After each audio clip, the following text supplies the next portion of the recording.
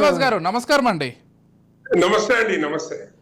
ఏంటి శ్రీనివాస్ గారు, అసలు ఏం జరుగుతోంది? మా అసోసియేషన్ మెంబర్స్ అయితే చాలా సీరియస్గా ఉన్నారు ఈ అంశంలో. అసలు ఎవరైతే ట్రోల్స్ చేస్తున్నారో వాళ్ళను ఏకంగా టెర్రరిస్టులుగా పరిగణిస్తామని కూడా చెప్తున్నారు. సినిమా రిలీజ్కి ముందే ట్రోల్స్ మనం చూస్తున్నాం. సినిమా రిలీజ్కి ముందే అసలు ఈ సినిమా ఫ్లాప్ అయిపోయింది, ఇంకేం లేదనేటువంటి ఒక వర్షన్ని తీసుకొచ్చేసి ప్రజల మైండ్లలో రుద్దుతున్నారు. అంటే సినిమా అంటే కక్ష, లేకపోతే సినిమాలో ఉన్నటువంటి కొంతమంది పైనే టార్గెటెడ్గా పెట్టుకున్నారా? అసలు ఏం జరుగుతోంది? అసలు మ్యాచ్ అసోసియేషన్ మెంబర్గా అసలు మీరు ఏం చెప్తారు? ఏం జరుగుతోంది? ఏం లేదండి. వాళ్ళు వాళ్ళ ఉనికిని చాటుకోవడానికి 4 కాసులు సంపాదించడానికి చేస్తున్న ఈ ట్రిక్స్ అండి. Okay, nothing but that. ఇప్పుడు వాళ్ళకి ఏం తెలుసండి, ఎన్ని డబ్బులు పెడితే ఒక ప్రొడ్యూసరు గమ్యం తెలియని ప్రయాణం చేస్తూ ఉంటాడండి. ప్రొడ్యూసర్ వాళ్ళ ఆడ్ ఎర్నింగ్స్ తెచ్చి ఒక ఇండస్ట్రీలో పెట్టి 10 రూపాయలు సంపాదిద్దామా, వస్తాయా లాభాలు వస్తాయా లేదా అనే మీమాంసలో ఉండి కూడా వాళ్ళు మరి సొసైటీలో కొన్ని ఎంటర్టైన్మెంట్, మనకి ఇప్పుడు హైదరాబాద్ కు పర్టికులర్లీ అండి ఏ బీచ్ లేదండి. అవును, సినిమానే ఎంటర్టైన్మెంట్ అండి. అట్లాంటి రాష్ట్రాలు, అట్లాంటి సిటీస్ చాలా ఉన్నాయి. అట్లాంటప్పుడు వాళ్ళు ఆలోచించాల్సింది ఏంటంటే, అనవసరమైన ట్రోల్స్ చేసి కొత్తగా వచ్చే వాళ్లను మనము సపోర్ట్ చేయకుండా, ఎంతో మంది లక్షల మంది జీవనోపాధి ఉందండి దీంట్లో. అవును. సో ఇండైరెక్ట్ గా, డైరెక్ట్ గా 1000-1200 మంది ఆర్టిస్టులు ఉండొచ్చు, 4000 మంది ఆర్టిస్టులు ఉండొచ్చు, కానీ కొన్ని కోట్ల మంది ప్రభావితమయ్యే ఇట్లాంటి సంస్థ అండి.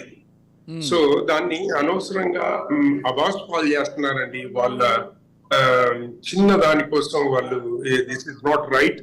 అండ్ సొసైటీలో ఒక డ్రగ్స్ మీద పోరాటం చేయండి, ఒక డ్రగ్స్ ని పట్టుకొని మరి మీరు అవేర్నెస్ తీసుకురండి. అలా కూడా మీకు రేటింగ్ పెరుగుతుంది కదా. ఏమన్నా ప్రజా సమస్యలు ఉంటే దాన్ని చేయండి. ఎన్నో ఉన్నాయండి సమస్యలు. ఒక దేవాలయం గురించి, పురాతన దేవాలయం గురించి, పురాణాల గురించి, ఇంకా రకరకాల విషయాల మీద చర్చ జరపండి. మీరు ఏం చెప్పదలుచుకున్నారు? సొసైటీలో సొసైటీని మంచి చేయాలా, చెడు చేయాలనుకుంటున్నారు? మీరు ఒక పౌరులుగా ఆలోచించండి, ఒక సామాన్య పౌరుడిగా ఆలోచించండి అని నా అభిప్రాయం అండి. This is wrong. ఎవరో ఇంట్లో కూర్చున్న వాళ్ళని తీసుకొచ్చి వాళ్ళ కుటుంబాలను రోడ్లేసి వాళ్ళ గౌరవాన్ని మట్టి గర్పిస్తే ఏం సాధిస్తారు మీరు? What you are gaining end of the day? అంటే మహిళా నటులకు సంబంధించి ఎక్కువగా టార్గెట్ చేస్తున్నారు, వాళ్ళ క్యారెక్టర్ అసాసినేషన్ చేస్తున్నారు అనేటువంటి విమర్శలు కూడా గట్టిగా వినిపిస్తున్నాయి. ఎందుకు? అదే అంటున్నానండి. క్యారెక్టర్ అసాసినేషన్ చేయడానికి వీళ్ళు ఎవరండి? ఎవరి గురించి మాట్లాడడానికి? మీ స్థాయి ఏంటి? What is your status in the society? మీరు ఒక ఛానల్ పెట్టుకొని, ఒక కెమెరా కొనుక్కొని మీరు ఇలా చేస్తే అవ్యంగా ఉంటుందా? మేము మాట్లాడాలంటే ఎన్నో మాట్లాడతామండి. మిమ్మల్ని దిగజార్చి మాట్లాడడం మాకు ఇష్టం లేదు.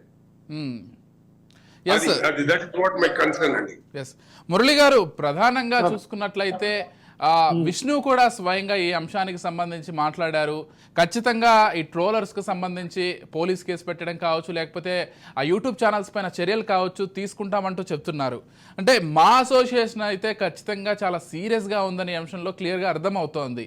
అంటే ఎక్కువగా నటుల పైన టార్గెట్ చేయడం వల్ల వాళ్ళంతా ఇప్పుడు ఒక్కటిగా పిడికిలి బిగించి దీన్ని ఎదిరిస్తున్నారని కూడా చెప్తున్నారు. అసలు ఎలా చూస్తారు? అంటే ఎందుకు సినిమా వాళ్ళని ఎక్కువగా టార్గెట్ చేస్తున్నారు? ఎక్కువగా వాళ్ళు లైమ్ లైట్లో ఉంటారనా, లేకపోతే ఫోకస్డ్గా ఉంటారనా? దేనికి సినిమా వాళ్ళని ఎందుకు టార్గెట్గా చేసుకున్నారు? సినిమా అనేసరికి గ్లామర్ ఫీల్డ్, ఇందులో అన్ని రకాల ఫ్యాన్స్ ఉంటారు. పొలిటికల్ అనుకో, ఒక పార్టీకి ఒక ఫ్యాన్, ఒక పార్టీకి ఒక ఫ్యాన్ అలా ఉంటారు. సినిమా అనేసరికి అందరూ పార్టీలకు సంబంధించిన ఫ్యాన్స్ ఇక్కడ ఉంటారు కాబట్టి ఇది ఒక క్రేజీ అయిన అంశం. సినిమా గ్లామర్, హీరోయిన్ చక్కగా ఉంటుంది, ముచ్చటగా ఉంటుంది, హీరో ఎలా చేస్తాడు అలా చేస్తాడు.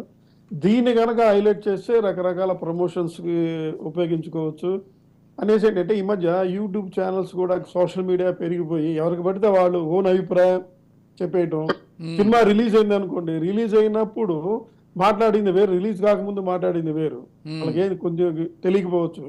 ఇప్పుడు మంచు ఫ్యామిలీ మీద గతంలో చాలా వచ్చినాయి, ఇప్పుడే కాదు. జిన్నా టైంలో, మంచు విష్ణు గారి సినిమా జిన్నా టైంలో కూడా ఆయన మీద ట్రోలింగ్ చేశారు ఈ సినిమా, ఈ కాంట్రవర్సీ. అలాగే మోహన్ బాబు ఫ్యామిలీ రకరకాలు వస్తూ, అయితే ఏది కరెక్ట్ అనేది ఇప్పుడు పక్కన ఉన్న మేనేజర్లకే సరిగ్గా తెలియదు. కానీ బయట ఉన్నోడు ఏదేదో రాసేస్తాడు, దీన్ని చూసి ఇంకోడు ఏదో చేస్తాడు, దాన్ని అదే ఇదంట, ఇదిగో పులేంటి అదిగో తోకని రాస్తారు. కానీ కొంచెం ఎడ్యుకేటెడ్గా ఆలోచించే విధంగా ఉండాలి. అంటే మంచి హెల్త్ వాతావరణంలో ఉండాలి. అవి కాకుండా హెల్తీ వాతావరణంలో కొనసాగాలి ఏమైనా. కొనసాగాలి. అదే లేకుండా పిచ్చి పిచ్చిగా ఏదో అనేయచ్చు. ఇప్పుడు ఇక్కడ ఎలా ఉంటుందంటే, నాకు మాకు ఒక చిన్న కథ గుర్తొస్తుంది. మా గురువు గారు నానాజీ గారు చెప్పింది. చెప్పండి. ఒక మినిట్. చెప్పండి. ఒక భార్యాభర్తలను గాడిద మీద వెళ్తున్నారు నడుచుకుంటా, గాడి పని చేయించుకొని నడిపించుకుంటూ వెళ్తుంటే పక్కన వెళ్ళేవాళ్ళు ఉండి, చూసారా గాడిదని కూడా ఉపయోగించుకోలేకపోతే వీళ్ళేమి భార్యాభర్తలు అని కామెంట్ వచ్చింది. అరే ఇదేదో బాగాలేదు కదా, మనం ఉపయోగించుకోవట్లేదని గాడిద మీద ఈ భార్యను కూర్చోబెట్టాడు. ఈ నడుచుకుంటూ వెళ్తుంటే కొంత దూరం వెళ్ళిన తర్వాత భార్యకి లోబడి ఉన్నాడు, భార్య అంటే చాలా భయం, అందుకని ఇలా వెళ్తున్నాడు అని ఒక కామెంట్ చేశారు. ఇదేంటి భార్య విధేయుడు లాగా నేను కూర్చుంటానా అని, సరే ఆమెను దిగి ఈయన కూర్చొని కొద్ది దూరం వెళ్ళిన తర్వాత అదే చూసి ఆడదాన్ని ఏ విధంగా భార్య సరిగ్గా చుట్టం కూడా తెలియదు ఈయనకి, ఈడేమో భర్త అని కామెంట్ చేశారు. ఈ తర్వాత ఇది కాదులే అని ఇద్దరు కలిసి గాడిద మీద వెళ్తున్నారంట. చూసారా గాడిదని, కొంతమంది మా గాడిదని ఎంత బరువు మోస్తున్నారు, వీళ్ళు బుద్ధి ఉందా లేదా, పాపం రోజంతా చాకరీ చేసిన గాడిదని ఇద్దరు ఎలా తీసుకెళ్తారా అని కామెంట్లు వచ్చినాయి. ఈ తర్వాత అసలు ఇదంతా గాడిద వల్లే వచ్చిందని గాడిద పక్క తప్పించేసి వీళ్ళు నడుచుకుంటూ వెళ్ళారు.